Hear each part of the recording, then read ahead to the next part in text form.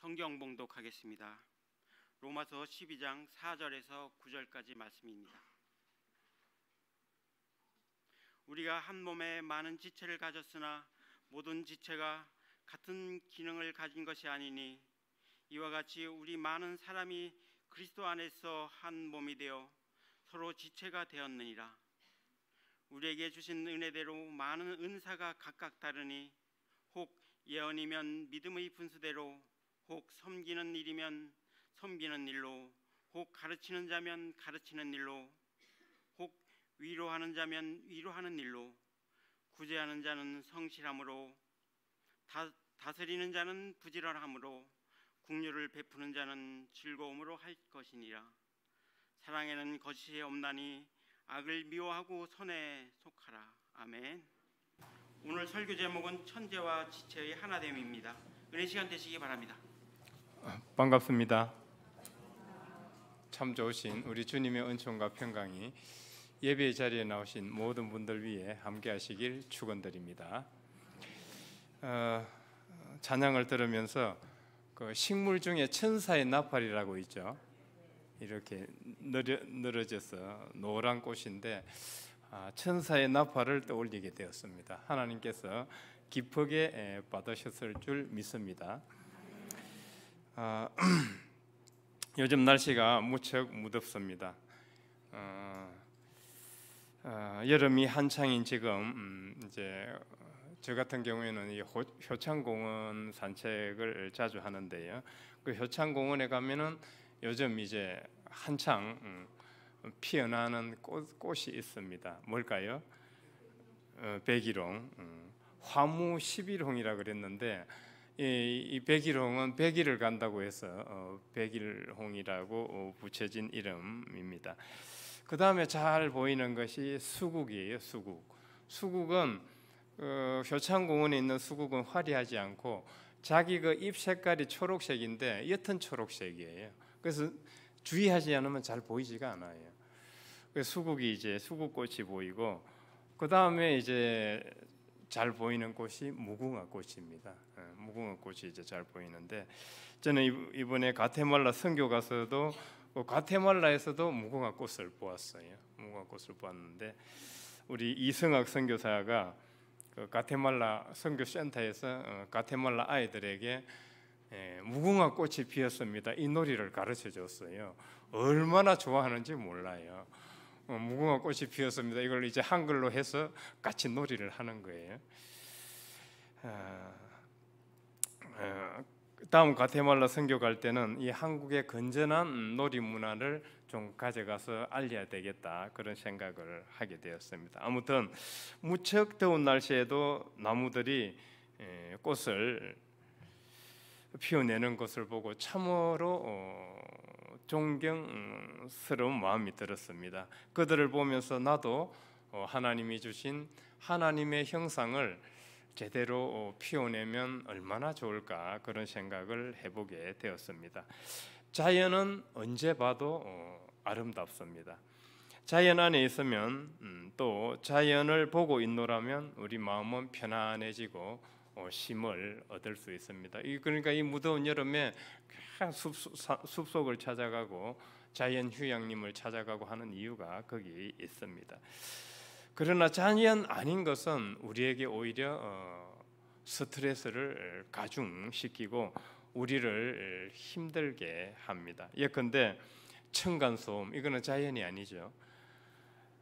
자동차 경적 소리, 요즘 같은 더운 날씨에 막 빵빵거리면 얼마나 힘든지 몰라요. 아파트 같은 경우에는 그 뭡니까 리모컨 경적 소리가 잘못 이제 그 뭡니까 도난 방지를 때문에 켜놨는데 그게 잘못 켜지면 이제 온 아파트 다 깨어나는 거예요. 새벽 되면 그죠? 그런 거 느꼈을 겁니다.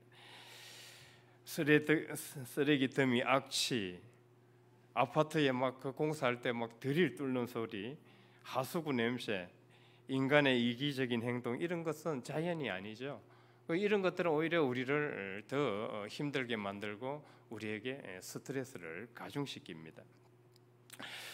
특히 그런 소음에, 자연 아닌 소음에 2시간 정도 노출되면은 우리 순환계, 호흡계, 그 내분비계등에 이상이 온다고 그래요. 그러니까 몸이 나빠지는 겁니다. 나빠지는 겁니다. 그러나 자연에서 오는 소음, 자연에서 오는 소음은 일명 백색소음이라고 하죠. 이 백색소음은 오히려 우리 마음의 안정감과 편안함과 그런 집중력을 길러준다고 합니다. 대표적으로 비 오는 소리, 폭포수 소리, 파도 치는 소리, 시냇물 흐르는 소리, 뭐 이렇게 바람에 낙엽이 이렇게 서로 스치는 소리, 이런 소리를 들으면은 우리 마음이 편안하고 오히려 집중력이 생긴다고 하죠.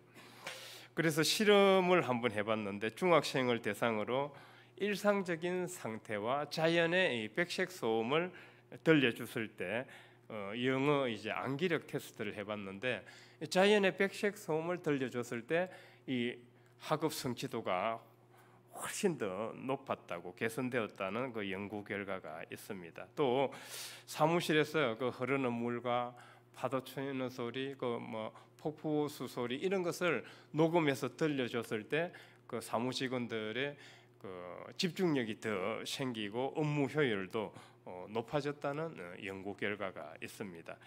그리고 명상이나 기도할 때 우리가 자연의 소리를 들으면서 이 명상이나 기도를 하면은 훨씬 더 효과적이라는 것이 밝혀졌습니다. 그 왜 그런가 이렇게 살펴봤더니 그 뇌과학적으로 보면은 우리 뇌는 이 자연의 소리를 들을 때, 기도하거나 명상할 때 자연의 소리를 들으면은 알파파가 생성이 된다고 해요. 이 사람은 다 지금 주파수가 있죠.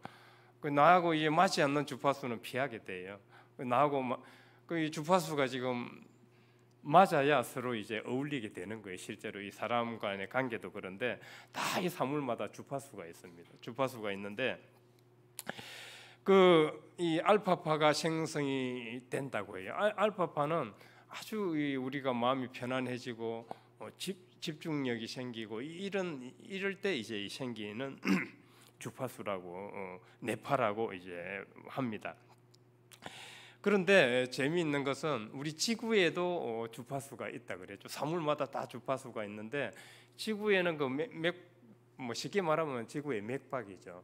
그 지구에도 주파수가 있는데 그 주파수하고 우리가 명상이나 기도할 때 자연 안에서 자연의 소리를 들으면서 생성되는 그 알파파하고 그 주파수 대역이 같다는 거예요. 앞서 말씀드렸듯이 인간관계에서도 서로 주파수가 맞아야 이 인간관계가 잘 돼요. 벌써 이 주파수가 맞지 않으면 삐그러지기 시작을 합니다. 그렇듯이 인간관계가 나빠지는데 그렇듯이 우리 인간과 이 지구도 주파수가 맞아야 이 몸이 상당히 건강해진다는 거죠. 이런 모습을 보면, 이런 것을 보면, 이런 현상을 보면은 인간과 지구 자연은 하나로 연결되어 있다는 것을 우리는 잘 알 수가 있습니다. 결국 연결되어 있을 때 우리 마음의 상태나 몸 상태는 건강하고 분리되었을 때는 그렇지 않다고 이제 볼 수가 있습니다. 그러면 우리 인간은 왜 이 자연 안에서 자연과 연결된 하나된 상태로 살아가면 좋을 텐데 왜 그러지 못하는가? 이게 이제 문제죠. 그 이제 여러 가지 연구 결과들로 살펴봤는데 결국은 이 인간의 양심이라는 것은 여러 가지 사상가와 철학자들 그런 그분들의 이제 내용을 사상과 철학을 종합해 봤을 때 이 인간의 양심은 원래 우주 자연을 느끼고 그들과 소통할 수 있는 마음이라는 거예요. 그러니까 지금 하늘의 별들을 보고 태양을 보고 달을 보고 우리가 그 감상을 하게 되잖아요.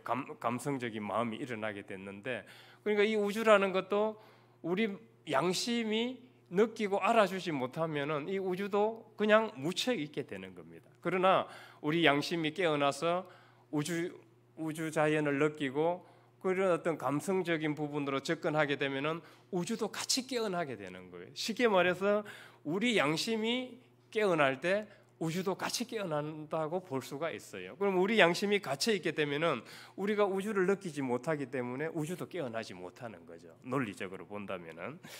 그만큼 이제 우리 양심이라는 것이 아주 우주를 느끼는 마음이고 우주와 소통하는 그런 마음이라고 할 수 있습니다. 그런데 이 양심이 깨어 있을 때 우주의 소리를 들을 수 있고 우주의 마음을 우주의 마음을 알 수가 있죠. 그런데 이게 단절되게 되면은 그걸 이제 못 느끼게 되는 거예요. 그래서 자연과 연결된 상태는 이 우주의 마음을 느낄 수 있지만은 자연과 단절된 상태는 우주 자연을 우리는 느낄 수 없다고 이제 볼 수가 있겠습니다. 그럼 왜 이렇게 되는가 하면은 우리가 사회화되어 가는 과정에서 아기 때는 아주 자연스럽습니다. 그냥 자연 속에 녹아들고 자연과 함께할 수 있는 상태가 되는데 사회의 과정에서 이제 자아가 생기고 욕심이 생기는 거죠. 뭘 내가 해야겠다는 의지가 생기고 거기에 이제 욕심이 더해지면서 이제 우리의 자아가 강성해지고 팽창해지죠. 이 자아가 강성해지고 이제 팽창해졌을 때 이제 예를 들면 이제 30, 40, 50, 60이 되었다 칩시다. 이 강성한 자아를 누가 깨뜨릴 수 있을까요? 누가 깨뜨릴 수 있어요? 예? 아무도 못 깨뜨려요. 아무도 못 깨뜨려요. 이걸 깨뜨리는 순간 어떻게 되겠어요? 큰일 납니다. 큰일. 인간관계에 문제가 생겨요. 그래서 심리학을 전공한 박사님이 그래요. 어떤 목사님이 이제 질문을 했어요. 성도들이 이럴 때 그 성도들을 지적을 해야 됩니까? 어떻게 해야 됩니까? 보고 넘어가야 됩니까? 그냥 알아서 맡겨야 됩니까? 했더니 그 심리학 박사님이 하시는 말씀이 성도님의 잘못을 보더라도 못 본 채 넘어가는 게 좋습니다. 이 뭘 말하느냐 하면은 우리의 자아는 너무 강성해요. 이걸 이제 옳은 말을 하고 그거를 터치해 주면은 당연히 감사하게 받아들이고 고쳐야지 이제 처음에는 이런 마음이 들어요. 그러나 시간이 지날수록 계속 지가 뭔데 나를 건드려. 이제 이 자아라는 녀석이 막 올라오게 돼. 그래서 이제 그러는 건데 우리가 이 사회의 과정에서 이 자아가 팽창해지고 거기에 욕심이 더해지면서 이제 공감 능력이 떨어지는 거예요. 자연을 느끼고 자연과 소통할 수 있고 자연의 마음을 알 수 있는 게 이제 그게 약해지는 거죠. 그러다 보니까 자연에 가서 인간의 편리를 위해서 자연을 마구잡이로 이제 난개발을 하게 되죠. 자연에 심을 얻으러 가가지고 휴지를 버리고 참 저는 황당했던 게 그 주차장에 한강 둔치 주차장에 갔는데 그 사람 그 차 대놨는데 쓰레기를 자기 차 안에 있는 쓰레기를 다 버려놨더라고요. 야, 아직도 이런 사람이 있구나. 아직도 이 양심이 마비되면은 우주와 우주 자연과의 단절이 와요. 전혀 아프지 않아요. 그러니까 양심이 있는 사람은 그 마음학의 대가 왕陽明에 의하면은 이 풀 하나가 꺾이는 걸 보면은 내 팔다리가 꺾이는 것 같은 그런 공감 능력을 가지게 된다 그래요. 어린아이가 그냥 그 맹자가 그랬잖아요. 어린아이가 잘못해가지고 물에 빠지려고 하면은 그걸 보면은 그냥 이 우리의 양심이라는 것은 가만히 있지 못하고 어떻게 해서든지 걔를 구하려고 한다는 거죠. 이게 이제 양심인 거예요. 본래의 양심. 사마리아인과 같은 그런 양심인 거죠. 그리고 무생물인 이런 게 하나 기퉁이가 나갔을 때 기분이 어때요? 살림하시는 분들 기분이 어때요? 기분이 별로 안 좋죠. 우리의 마음은 그래요. 이 무생물도 산에 있는 바위도 그게 하나 기퉁이가 떨어져 나갔을 때 그 기퉁이 떨어져 나간 거 보면 기분이 별로 안 좋은 거예요. 왜냐하면은 우리와 원래 한 몸이었기 때문에. 그래서 이 사회의 과정에서 자아가 팽창해지면서 우리의 양심이 마비되고 이제 막 자연은 남이 되는 거예요. 실제는 자연이 남은 아닌데 우주 자연과 단절되면은 결국 저는 하나님의 말씀과도 단절된다고 생각을 해요. 우리는 성경 속에서만 진리를 찾고 있는지도 몰라요. 그러나 하나님께서는 이 창조 세계에 계시면서 활동을 하고 계셔요. 우주 자연 속이 더 큰 하나님의 말씀인 거죠. 그 속에서 우리에게 말씀을 걸어오셔요. 그럼 우주 자연과 단절되어 있다면 하나님께서 우리에게 걸어오는 말씀을 우리는 들을 수가 없는 거죠. 들을 수가 없는 거죠. 그러니까 결국 우주 자연과의 단절이 하나님과의 단절이라고 해도 과언이 아닐 것입니다. 이런 말이 있습니다. 목사가 죽어서 이제 하나님 앞에 섰습니다. 하나님이 묻습니다. 너 그동안 뭐 했냐? 설교하고 성경 교육하고 양육하고 전도하고 했습니다. 그래, 사시사철 아름다운 자연의 풍광을 보고 가을에 그 아름다운 설악산 단풍 구경 같은 거 해봤냐? 저 시간이 없어서 그런 거 못 해봤습니다. 너 못난 놈, 응? 제대로 목회를 한 게 맞냐? 그런 감성도 없이 무슨 목회를 하겠느냐? 우주 자연을 느끼는 감성이 없이 무슨 목회를 하겠느냐? 우스갯소리지만 이 속에 진리가 있어요. 진리가 있습니다. 우주 자연을 느낄 수 있는 그런 감성이 있다면 우리는 하나님과 연결되어 있는 거예요. 왜냐하면 우주 자연 속에서 하나님께서 걸어오시는 말씀을 우리가 느낄 수 있기 때문에. 그러니까 그걸 가장 잘 알았던 분이 아시시의 성 프란치스코예요. 잘 아시죠? 그는 자연을 어떻게 봤어요? 내 형제 자매로 봤습니다.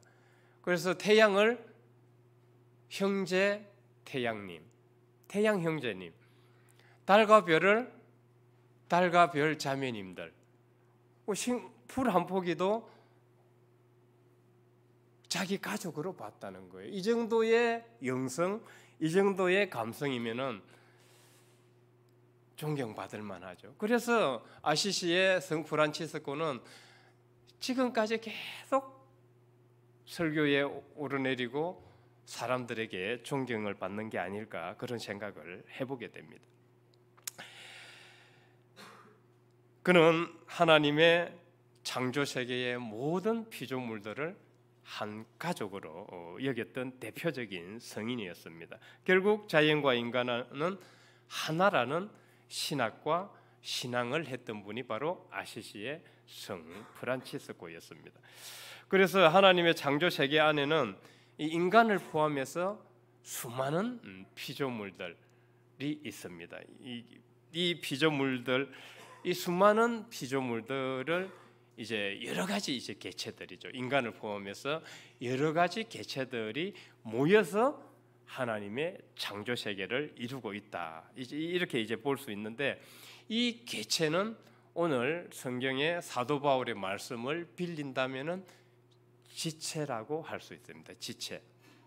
그러니까 각각의 피조물, 지체들이 다 모여서 우주 자연을 이루고 그 우주 자연이 하나님의 창조 세계를 이루고 있다. 이렇게 이제 볼 수가 있겠습니다. 우리 인간의 몸을 가지고 비유하자면은 인간의 몸에 지금 여러 가지고 있죠. 팔, 눈, 코, 입, 다리 다 있습니다.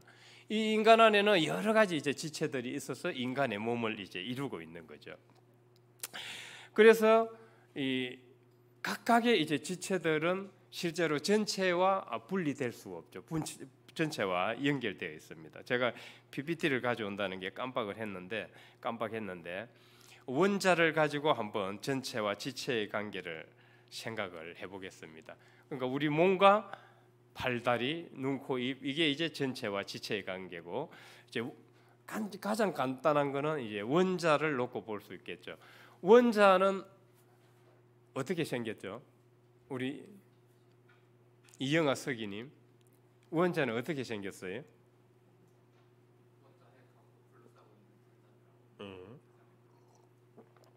역시 이공계 출신이라 잘 알고 있습니다. 원자는 원자핵과 그를 빙빙 돌고 원자 핵을 돌고 있는 전자로 이루어져 있어요. 그러면은 그 원자 핵은 또 중성자와 양성자로 이루어져 있어요. 원자는 아주 사물을 이루는 가장 작은 단위라고 보면 되겠어요. 실제로는 텅텅 비어 있어요. 텅텅 비어 있는데 그 조그만 게 그 조그만 원자를 분리해 보면 그렇다는 거예요. 그런데 그럼 원자는 전체라고 볼 수가 있죠. 그러면은 원자를 이루고 있는 전자와 원자 핵은 지체라고 볼 수가 있는 거예요. 그죠? 자, 그러면은 이제 전체와 지체의 관계를 이해하셨을 텐데 이제 질문해 보겠습니다. 우리 인간은 전체입니까? 지체입니까? 예? 지체. 반만 맞아요. 이영아 성도님 뭐라 그래야 돼요? 예, 그렇죠. 전체이자 지체예요. 인간의 몸을 놓고 본다면은 팔, 다리가 지체잖아요. 그렇죠? 인간의 몸은 전체가 되는 거예요. 우주 자연 속에 있을 때 인간은 지체가 되는 거죠. 그래서 우리 인간의 몸을 놓고 본다면은 전체이자 지체라고 해야 실제로는 맞는 답입니다. 자, 이제 이 전체와 지체의 관계를 이해시키기 위해서 제가 말씀을 드렸는데 이제 이 하나됨의 비밀, 그러니까 전체와 지체는 분리될 수가 없는 거예요. 이 하나, 내가 부분이면서 지체이면서 전체인 거예요. 그러니까 이 하나됨의 비밀을 이해하면은 우리는 오늘 사도 바울이 말하는 이 본문의 말씀을 좀 더 깊이 이해할 수 있습니다. 사도 바울은 본문의 말씀에서 지체와 전체의 관계에 대해서 설명하면서 우리 방금 말씀드린 인간의 몸과 여러 가지 팔, 다리, 지체의 관계를 설명하고 있습니다. 그러나 이 팔, 다리, 눈, 코, 입기가 다 기능이 같을까요? 다를까요? 다르죠. 제가 좀 쉽게 한번 설명을 해볼게요. 우리 살림을 하다 보면 주부님들은 이제 잘 아실 텐데, 자, 된장찌개를 끓인다 그랬을 때 어때요? 이제 뚝배기에 된장을 올려놓고 이제 물에 불립니다. 그리고 이제 뭐 양파, 뭐 감자 손으로는 까요. 그리고 이제 그걸 넣고 귀로는 지금 끓는 소리를 듣습니다. 그러니까 지금 팔, 다리가 다 움직이고 있어요. 눈하고 귀하고 코하고. 코는 이제 지금 냄새를 맡고 있죠. 그리고 입은 뭐예요? 끝에 간이 맞나 안 맞나 이제 맛을 보잖아요. 그러니까 이 우리의 지체들이 다 한 몸에 붙어 있는데 각기 고유한 개성과 기능을 가지고 있지만은 서로 조화롭게 움직이고 있는 거예요. 지금 사도 바울은 그리스도와 우리 성도들의 관계를 이렇게 놓고 이야기를 하는 거예요. 그러니까 그리스도의 몸이 잘 되려면은 우리 성도님들이 어떻게 해야 된다는 거예요? 서로 성깔이 있지만은 서로 조화롭게 잘 움직이고 활동을 해야 된다는 얘기죠. 여기 계신 분들은 웃을지는 모르겠지만 다 사도 바울이 말했듯이 그리스도의 지체들입니다. 아주 훌륭하신 분들이에요. 성깔은 좀 못됐기도 했어요. 못됐기도 했는데 다 훌륭하신 분들입니다. 다 훌륭하신 분들이에요. 자기에 대한 그런 확신이 있어야 돼요. 우리는 이 확신이 없으면은 늘 비교하고 살아요. 남하고 같아지려고 하고, 저 사람하고 같아지지 않으니까 자기 선망의 대상을 하나 놓고 같아지지 못하면 늘 스트레스를 받는 거예요. 자기에 대한 확신이 있어야 돼. 자기에 대한 확신. 우리 모두는 그리스도의 몸이라는 이 확신을 가지고 있어야 돼. 어떤 분들은 눈이고 코고 입이고 귀지만은 다 고유한 개성이 있고 성깔이 있어도 괜찮아요. 오늘 찬양 성가대가 불렀잖아요. 주님 이대로 받아주십시오. 주님 우리 이대로 인정하시고 받아주시는 거예요. 그래서 내가 다른 사람과 같아질 필요가 없어요. 천편일률적 회귀라 이거 오히려 문제가 많습니다. 교회가 목사만 있어 보세요. 교회가 어떻게 돌아가겠어요? 매일 설교하는 사람만 있어 교회가 돌아가지 않습니다. 그렇죠? 그렇습니다. 성가대가 있어야 되고 만나 당번이 있어야 되고 주차 당번이 있어야 되고 예전부가 있어야 되고 선교부가 있어야 되고 교사들이 있어야 되고 다 각기 지체들이 어울려서 그리스도의 몸을 이루고 이 교회가 돌아가는 거예요. 실제로는 우리는 사도 바울의 각각의 그리스도인이 주님 안에서 한 몸을 이루고 있는 이 지체라는 말씀을 통해서 두어 가지 메시지를 생각해 보고자 합니다. 첫째, 우리 각 지체들이 정상적으로 작동하지 않으면은 주님도 불편할 수밖에 없다는 것입니다. 내 몸에 어느 곳이 아프고 질병이 있으면은 어떨까요? 온몸이 불편하죠.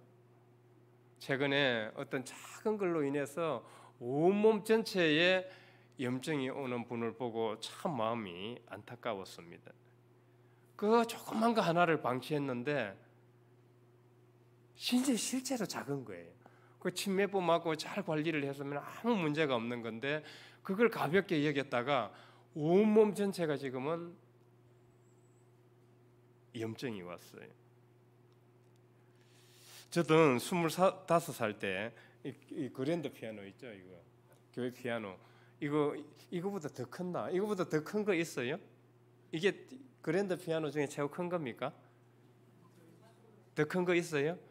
아마 이거보다 더 컸는지 상당히 그 당시 무거웠던 것 같은데 이제 4명이 저걸 옮긴다고 들었어요. 이사한다고.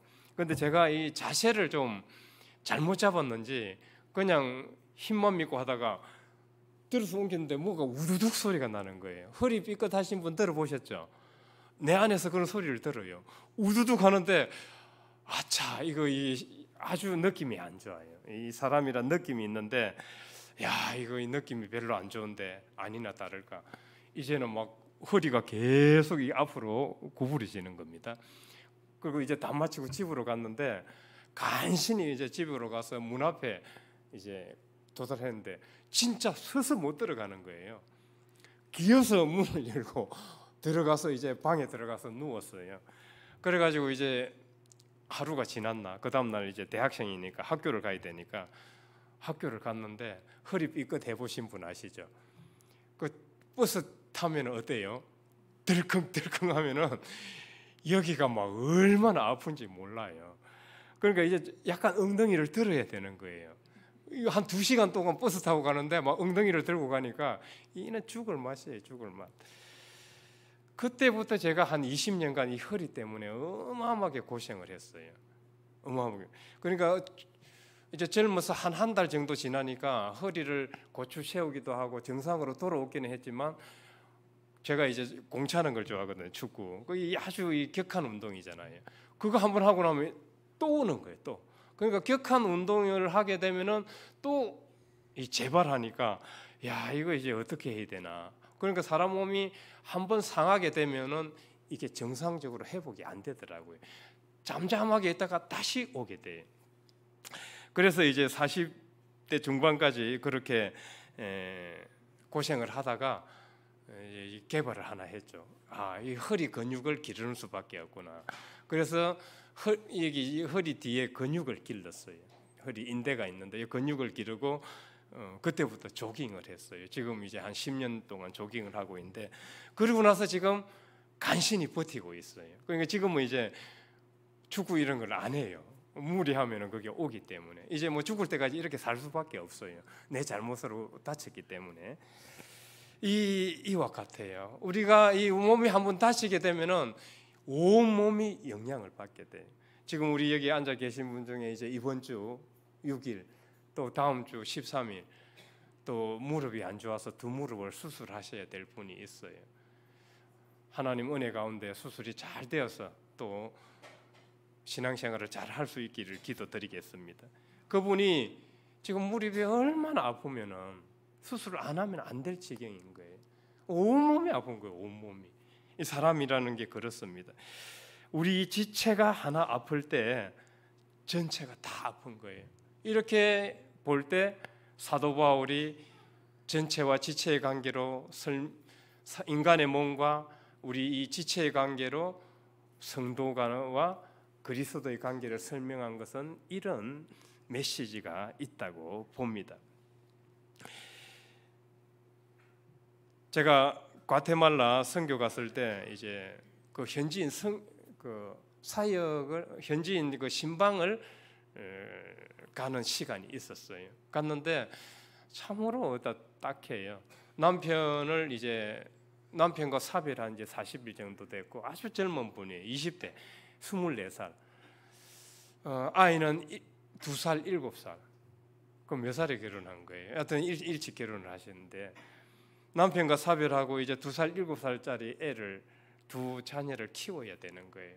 상황이 얼마나 딱한지 몰라요. 그 이야기를 듣고 무슨 위로의 말씀을 해드려야 될지 모르겠더라고요. 다짜고짜 하나님 믿으십시오. 그냥 하나님이 축복해 주실 겁니다. 다 해결해 주실 겁니다. 이렇게 말을 해야 할까요? 그래서 잠시 고민을 했는데 주님께서 지혜를 주셔서 제가 이렇게 위로를 해드렸습니다. 주님도 당신의 아픔에 같이 힘들어 하시고 고통스러워 하실 것입니다. 이제 스페인어로 이게 통역이 잘 되었는지 그 사람이 고개를 끄덕끄덕 하더라고요. 위로가 되었는지.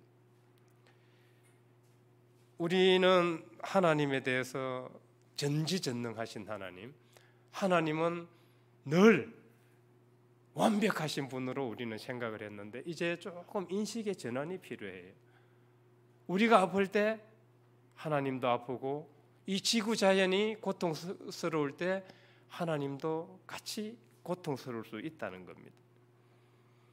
그래서 우리가 하나님의 형상대로 살지 못하거나 아프면은 우리는 주님도 아프실 수 있다는 이 신앙의 인식의 전환이 이제 와야 돼요. 우리 신앙이 좀 더 확장되어야지 늘 그냥 여기에만 갇혀 있어서는 안 되겠습니다.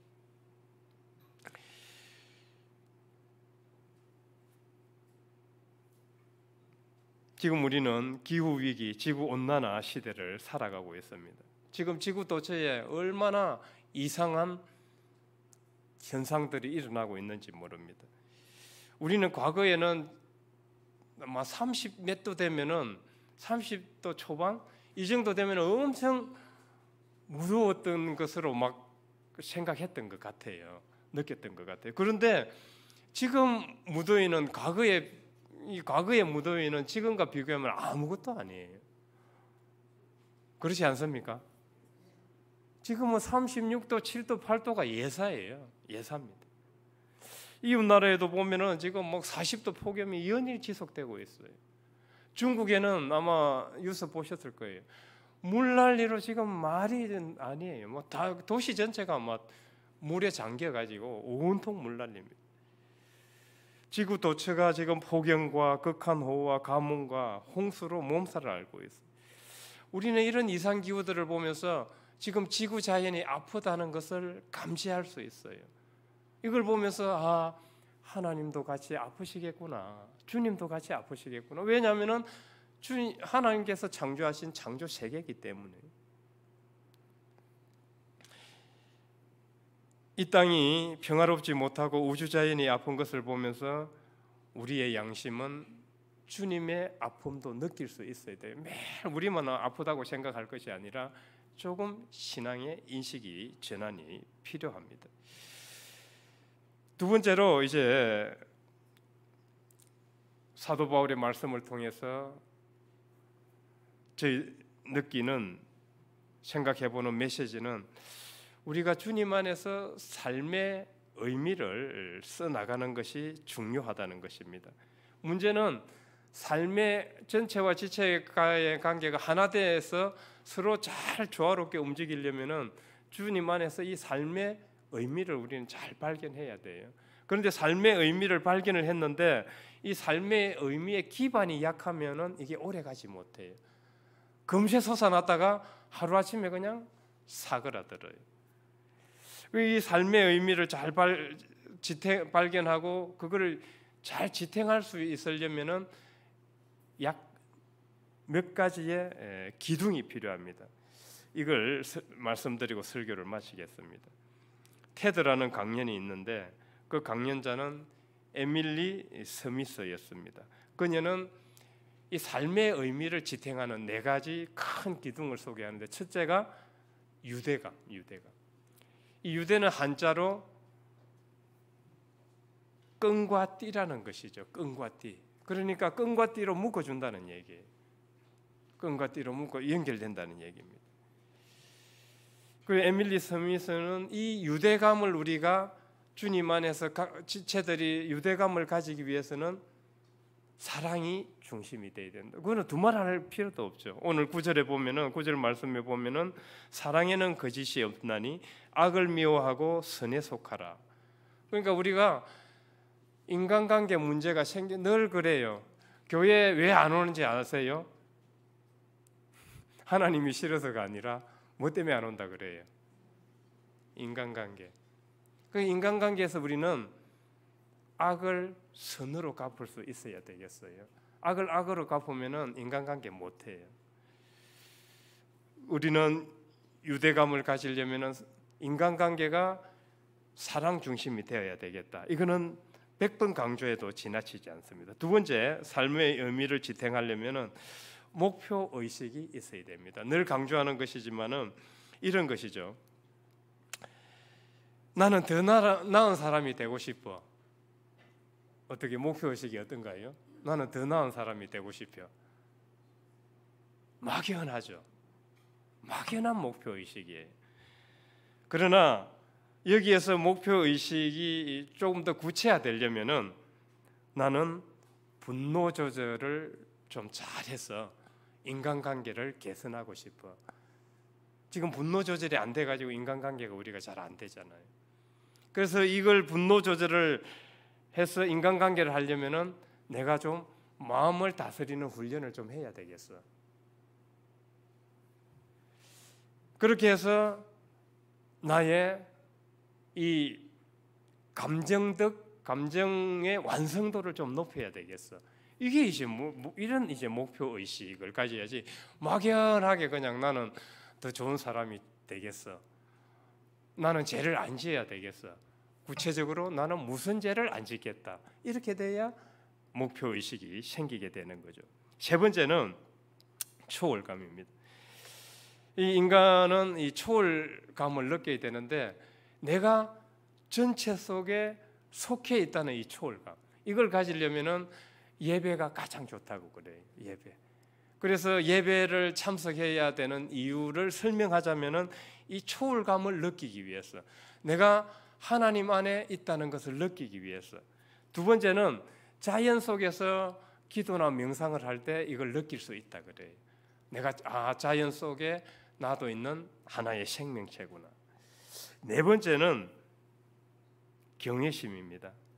잠언서에서 늘 강조하죠.